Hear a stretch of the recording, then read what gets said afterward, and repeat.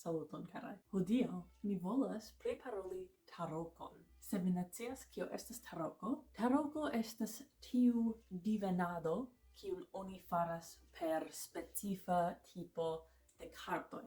Jen estas mia kartaro, mia taroka kartaro. Se vi ne scias, taroko estas uzata kiel divenilo. Simile la divenisto povas legi la liniojn en la polmo. Simile, supposeble, taroko estas uzata tiel.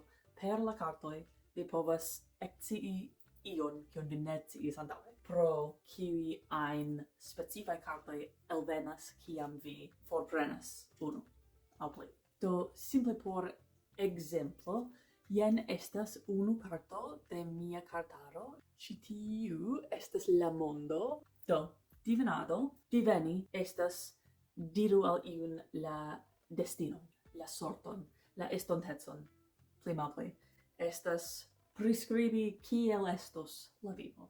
Mi trovis en la tekstaro ekzemplo de Jorge Camacho en La Maestro kaj Martinelli. Li nomis la divenado chiromancio. Pro tio, mi malbone prononcas la chiromancio, ankaŭ estas necromancio, kiu ekzistas kiel vorto en Esperanto. Mi faris sufiĉe da serĉado pri terminoj por trovi kiuj estus plej bone laŭ mi kaj laŭ mia serĉado kaj esplorado. Eblas ke ekzistas, sed mi ne povas trovi internete iuj lokoj kie oni diskutas taroko profunde. Mi vidis iujn menciojn, sed mi volas havigi al la komunumon, al aliaj homoj kiuj eble volus priparoli tarokon, eble kun mi.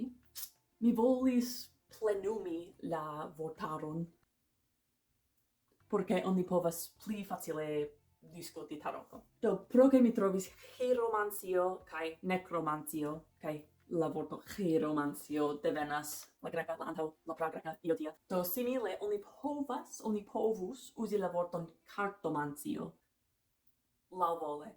Se vi volus, tio ne fakte ekzistas kiel vorto en Esperanto, sed laŭ du aliaj ekzemploj kiujn mi trovis, mi sentus min komforta diru pri la magio, pri la divenado laŭ kartoj. Mi estus komforta uzi la vorton kartomancio, simile al chiromancio kaj necromancio. Laŭ tiu pensmaniero, mi trovis ankaŭ ke la homo kiu faras la divenado estas kompreneble divenisto. Do laŭ tio mi nomus taroko karto divenado. Do, vi povas diri ke la homo kiu faras tion estas karto divenisto.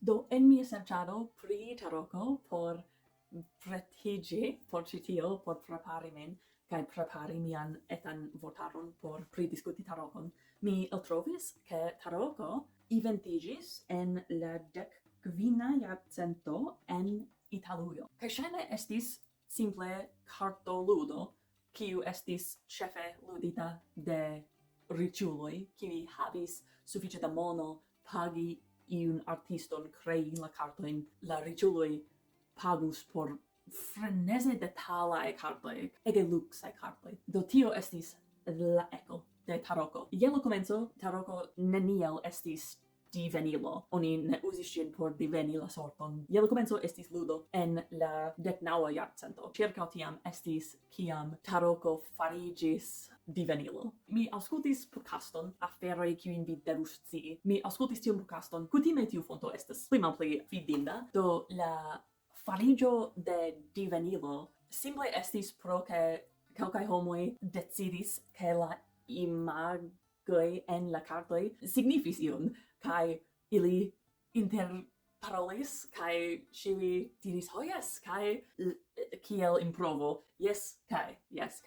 Ĉiuj prenis kiun la aliaj diris, kaj diris, jes, kaj ankaŭ ĉi tio. Tiel taroko venis al la stato kie ĝi estas nun, kiel divenilo. La alia uzo de tarok-kartoj estas ne por diveni la destinon, por antaŭvidi la estontecon. Estas por gvidi, konsili la homon kiu legas la kartojn. Oni diras angle legas la kartojn. interpretas la cartoin. Usado de taroko en usono nun tempe estas pli tiel. Kiun mi faras kutime estas mi electas 3 cartoin, 1, 2, 3, kai tiam mi renversigas ilin, kai mi rigardas kiui estas la cartoi, kai ĉi tio mi metas sur la tablo. Kai tio estas mia sternaĵo. En la angla oni dirus spread, mia taroko sternaĵo, ĉar mi sternas la kartojn sur la tablo. Tiam mi interpretas kiun mi pensas che la cartoi diras al mi. Do exemple, se mi volus provi interprete ege rapide, juste nun, mi ricevis la imperiestrino, vorto, mi ne memoras, la justo, kai la regino de moneroi inverse. Kai fakte mi volas pli profunde rigardi tion post kiam mi cesas filmadon. Mi dirus iun pri au comenzo, au eble gravedulino. Ci tio indicas iu pri virino. Kion gi precise diras? Mi ne certas, char mi ne tiom bone konas la kartoi, char ne tiom gravas al mi, char mi uzas gin kiel gvidilo. Mi uzas gin kiel, mi ne sentas min bone. Eble, se mi ricevas ian informon de alia fonto ol mia propra menso, do mi electas carton kai gi havas ian signifon. Do tiam mi povas pripensi kion ajn mi nun pripensas, kai ankaŭ mi povas konsideri pripensi la alian aferon kiun la kartoj diris. Foje mi tute ne ŝatas kiun la kartoj havas por mi, kai mi simple diras, tio ne sensas, kai mi malkonsentas, kai mi ne zorgos pri tio, char lau mi ne estas quasau le dioi parolas al mi, almeno ne laŭvorte, almeno ne en maniero kiun mi ne povas ignori. Mi povas lasi gin, mi povas diri, nu, mi ne komprenas, do mi ne zorgos. Do en la kartaro de taroko estas du grandai. Mi electas nomi ilin la grandai esoteroi kai la malgrandai esoteroi. En la angla oni diras major arcana kai minor arcana. Kai mi serĉis pri kio estas la signifo de arcana, kai estas io kiel profunda mistero. Profunda sekreto kiun oni devas lerni tiom multe por ekscii pri la sekreto, pri la mistero. Kai tiu sense laŭ mi esotero en la objekta formo estas bona prescribo por tio. Tamen, esotero en objekta formo ne estas vorto, fakte, sed mi ankaŭ ne povas trovi iun diskutadon pri taroko. Do mi uzos tion mi elektas por pri paroli taroko hodiaŭ, almeno. Mi bonvenas aliajn komentojn pri miaj elektoj, pri kiel mi volas diskuti taroko, sed ĝuste nun mi simple faras elektojn, do mi povas fakte priparoli ĝin. Do, estas la grandaj esoteroj kaj la malgrandaj esoteroj, kaj en la kartoludo taroko estis antaŭ ol ĝi estis divenilo. Grandaj esoteroj estis tromp-kartoj. Iamaniere oni povus superi la alian ludanton se la dua nur havis malgrandaj esoteroj kartoj. Ŝajne oni ne fakte komprenas entute kiel estis la kartoludo taroko antaŭ ol ĝi estis divenilo. Do mi ne povas precize diskuti kiel la tromp-kartoj funkciis. Mi ne certas ke iuj certas en la mondo. Do en la grandaj esoteroj estas 22. Mi parolis Esperanton dum 8 jaroj kaj mi ankoraŭ ne povas facile diri nombrojn. Ĉiukaze estas 22 kartoj en la grandaj esoteroj. En la divenado de taroko, grandaj esoteroj indikas ion pri la vivo entute, en pli granda senso ol la malgrandaj esoteroj. Do, kiam vi eltiras karton de la grandaj esoteroj, tarokisto konsilus ke vi atentu, ĉar ĝi indikas ion kiu tuŝos multon en via vivo. Ĝuste nun ne preparita, mi ne povas facile pridiskuti tiom multe pli pri la signifoi kai kio estas la diferenco inter la grandai esoteroi kai la malgrandai esoteroi, char mi ne scias tiom multe pri taroko. Mi ancora estas lernanto pri taroko. Tio estas unu el la kialoj kial mi volas ankaŭ havu la kapablon priparoli ĝin en Esperanto, char mi elspezas multan energion kaj tempon en Esperantujo kaj pri esperantaĵoj,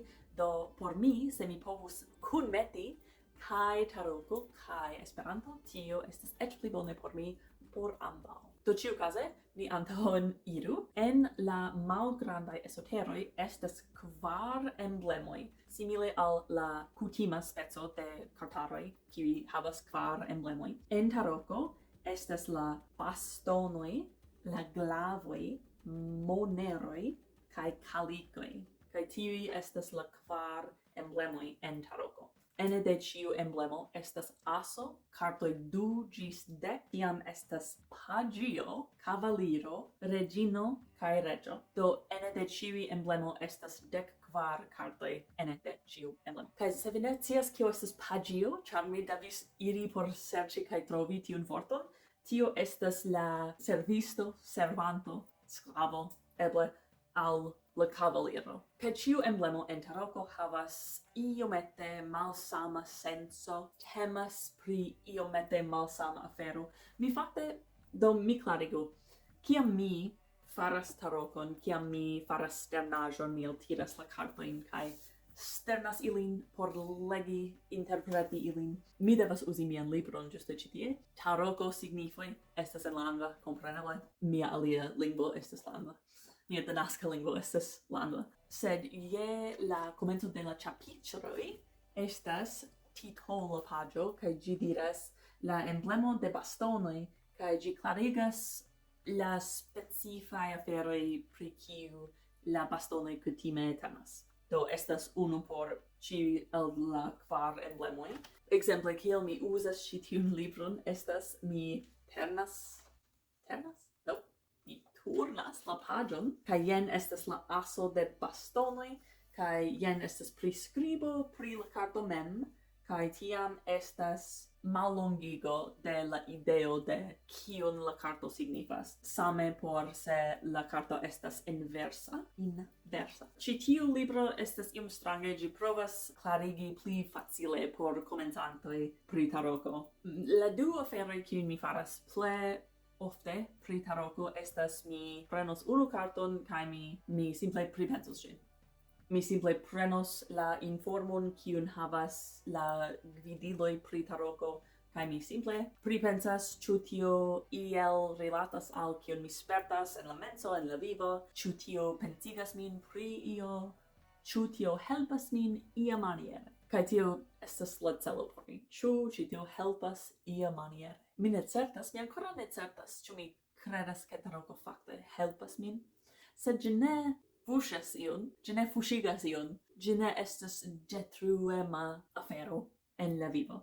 Do mi daŭrigas fari ĝin ĉiukaze. Kaj la dua afero kiun mi faras estas sternaĵo. Mi elprenas kelkajn kartojn, kutime 3. Mi elprenas 3 kartojn, mi sternas ilin je la tablo, kaj mi interrilatas kiun diras ĉiu el la 3 kartoj al unu la aliaj, kaj tiam ankaŭ al kion mi spertas en la vivo, en la menso, kotopo. Por mi, se mi ne ŝatas la sternaĵon aŭ se tio ne sentas sufiĉe klara, mi simple elprenas aldonan karton kaj mi daŭrigas interpretadon ĝis kiam mi sentas min finita, satita. Pli malpli tio estas ĉio kion mi volis diskuti hodiaŭ, ĉar mi volis doni al aliaj manieron per kiu vi povas diskuti tarokon.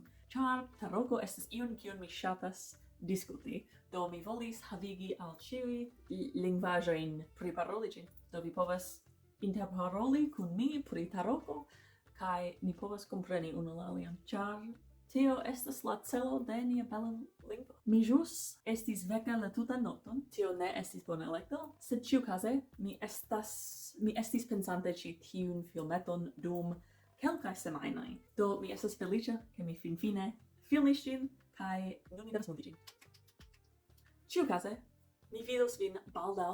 Mi speras ke vi ŝatas miajn orelojn. Ankaŭ estos video pri tio. Vi povos spekti min surmeti ilin. Estis pli facile ol mi antaŭvidis. Dankon pro via spektado, karaj. Kaj ĝis!